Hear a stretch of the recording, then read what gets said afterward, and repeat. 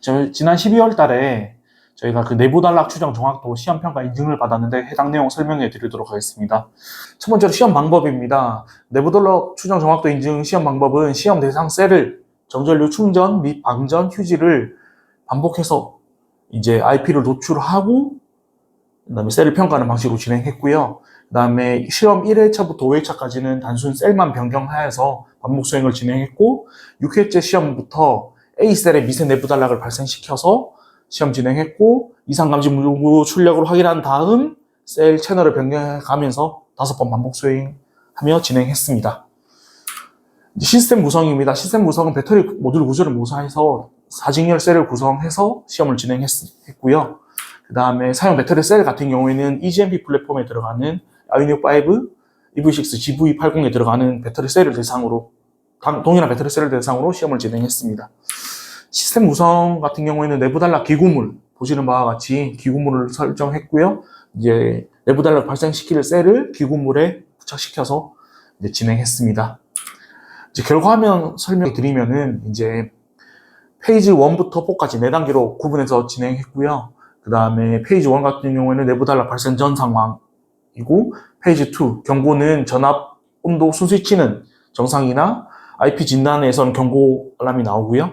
BMS 같은 경우에도 이상 감지를 못하는 상황입니다.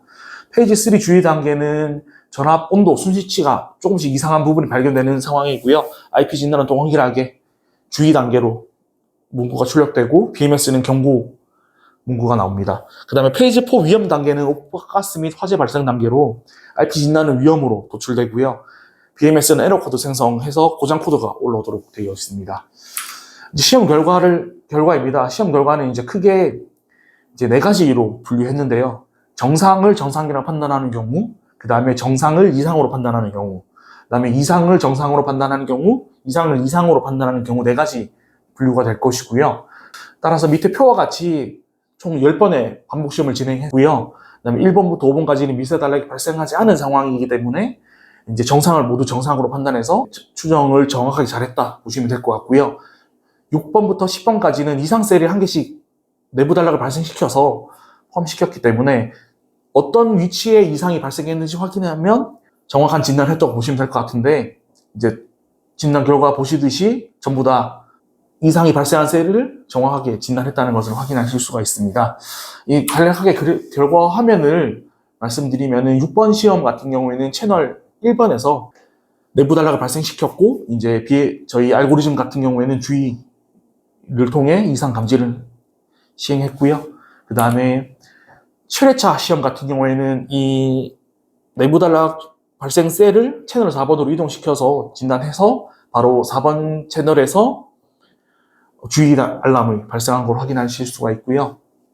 8회차 시험 같은 경우에는 다시 4번에 있던 셀을 2번으로 옮겼기 때문에 2번 위치에서 또다시 주의 단계로 이상 감지를 했습니다.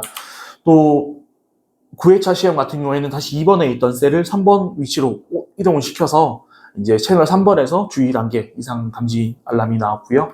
마지막 시험 같은 경우는 다시 6회차 시험과 동일하게 배치를 했을 때 다시 1번 채널에서 주의 알람이 떠서 이상 감지로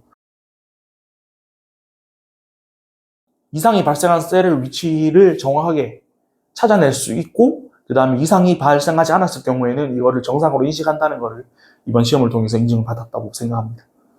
예, 알겠습니다. 고맙습니다. 네, 고생하셨습니다. 네.